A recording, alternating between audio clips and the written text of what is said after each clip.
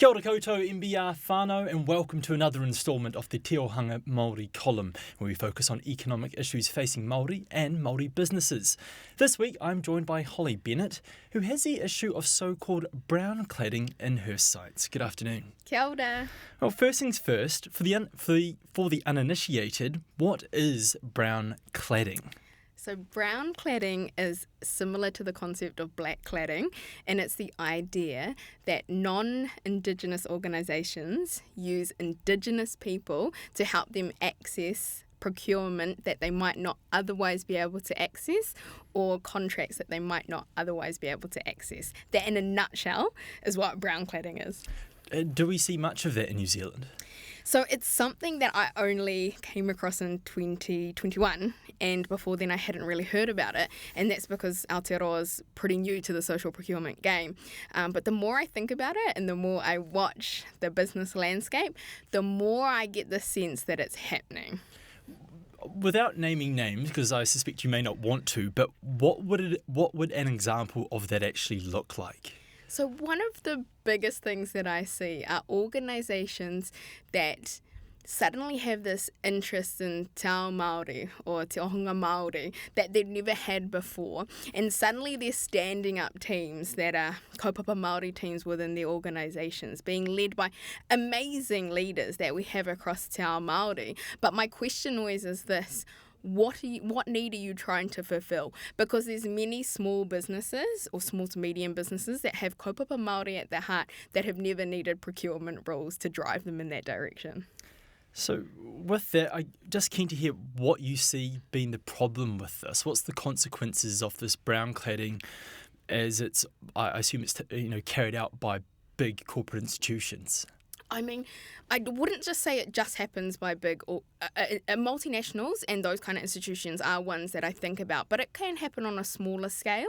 But one of the fundamental things that I see as being problematic is because it puts not the kaupapa at the heart, it puts an underlying tone around putia. It's being driven by another reason, and often this is to get contracts that they otherwise wouldn't be able to access, and therefore it means, what do we actually value within our mātauranga, so our knowledge as Māori, what do we see as the value there then, because it's then in essence a trade-off for putia for another organisation, as opposed to what I see with a lot of Kaupapa Māori organisations is they use that money to put back into their communities. We use it to make enduring solutions. We use it to create much more opportunity than these who purport to be doing that.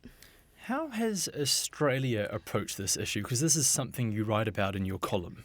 So Australia is far ahead of us in terms of social procurement. They actually had an inquiry in 2008, and they looked at this and how they could improve Indigenous procurement. And by 2015, the federal government had introduced a policy for Indigenous procurement. One of the things that they've done is they've taken what I see as quite a level approach to how they define black cladding, or what I've referred to as brown cladding, is they say it means a lot of things to a lot of different people. And I think that's a really important point, because my perception of it might be completely different to another practitioner's, and then another's again, and that's totally fine. So they've at the outset used that as the way to define what it is, and then they've looked at it and said, is there a genuine drive in behind what an organisation is doing? Now, that is a very subjective term, so that's always going to be difficult to be able to define,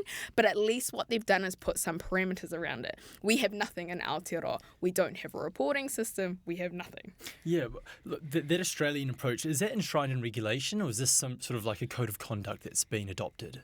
I think it's directed by Supply Nation, which is the procurement body responsible for this stuff. So we have a similar entity here called Amotai, and it would be something that I'm hopeful that they would be looking at it. I know it's already on their radar. It is something that they're aware of. How we do it, that's the next step. And as I write in the column, there's an absence of policy, so I need to be talking about it, so more people are talking about it. Yeah, looking at how New Zealand could adopt this, do you think we could probably draw a lot from the Australian approach? Yeah, absolutely. And I mean, they have done social procurement for such a long time, and we are so behind.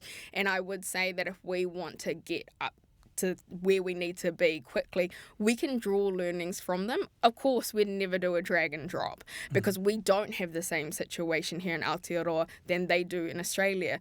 But what we do have is learnings from there where they can say, oh, that wasn't that good, and then they've changed it, and we can learn from that. So we can take the good things and then make it unique for Aotearoa. But just going back, talking about brown-cladding, listening to you speak, I can't help but see it as having sort of perverse effects for the people who are, Māori people who are in these organisations who are sort of, let's say, almost tokenised with a specific role. Do you have any insights about people who've maybe felt like that in that sort of situation? Kia ora. I think that's a really salient point, and it is something that I think about because I never want to take away from the mana of those people who are working within big multinational organisations that do have Kaupapa Māori teams, and it's not to say that I think that their work is anything less. I just wonder sometimes, are they doing themselves and Te Ao Māori a service by being within these organisations? Or is perhaps the best thing they can do is maybe take some learnings and then start their own paku. Can't believe you used the word learnings, but I'll forgive you for that. But look, just sticking with that, you've been talking about brown-cladding in terms of procurement, but do we often see it, when I first began to understand this, I thought about it, we also see it in advertising as well. Yeah, absolutely. You do see it in advertising. I mean, that's not my forte, so I wouldn't necessarily be able to talk as confidently in that regard. But then the other thing that we always have to balance it with is also, it's good to see ourselves in advertising. It's good to see people of diverse nature and character. And so then that becomes a more nuanced conversation again as to, is it brown cladding or is it actually understanding what society looks like? Yeah. Well, look, you've given us plenty of food for thought. Thank you for your kōrero. Kia ora.